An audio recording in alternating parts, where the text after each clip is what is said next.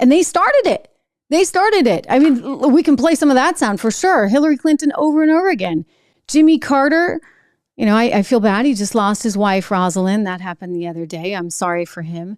But Jimmy Carter was one of the first to actually get out there in a very, very big way and say that the Russians stole the election. I mean, think about that, guys. Think about what he was saying. I mean, you want to talk about demoralizing a nation.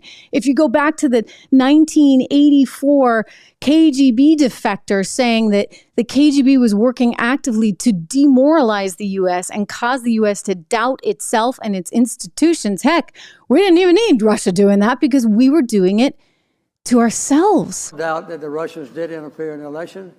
And I think the interference, although not yet quantified, if fully investigated, would show that Trump didn't actually win the election in 2016. He lost the election, and he was put into office because the Russians interfered on his behalf. So do you believe President Trump is an illegitimate president?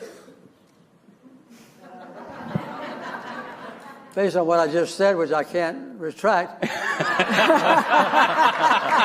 I'll tell you. Okay, so that was Jimmy Carter, and he kicked that off. All of a sudden, you know, Trump's an illegitimate president. He was put there by the Russians. Meanwhile, Stacey Abrams, who ran for governor of Georgia, well, she was really ticked off that she didn't win, and she kind of still thinks she did. And guess what? The media loves her for it. Look at this giant puff piece they did at the New York Times. I mean, this thing was just nauseating, absolutely, positively nauseating. This whole big magazine piece on her. They had this big cover picture of her. And, you know, she talks about her dating life. That's how nauseating it is, right? Like, we have to hear about Stacey Abrams and her dating life. They're just like, oh, we love you, we love you, we love you. And then they kind of said, hey, you know, what about the fact that, you know, you were out there saying that President Trump wasn't legit, but then, you know, you're out there saying, I won in Georgia. And they celebrate her for having said, I won in Georgia. So there's a total double standard here that is really uncomfortable, shocking, and frankly, dangerous.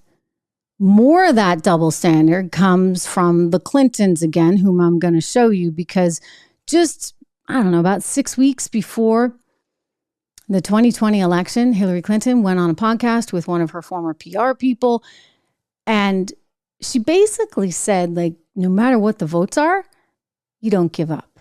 Watch. You know, Joe Biden should not concede under any circumstances, because I think this is going to drag out, and eventually I do believe he will win if we don't give an inch. Oh, okay. Really? So you're just not going to give an inch? That's your strategy?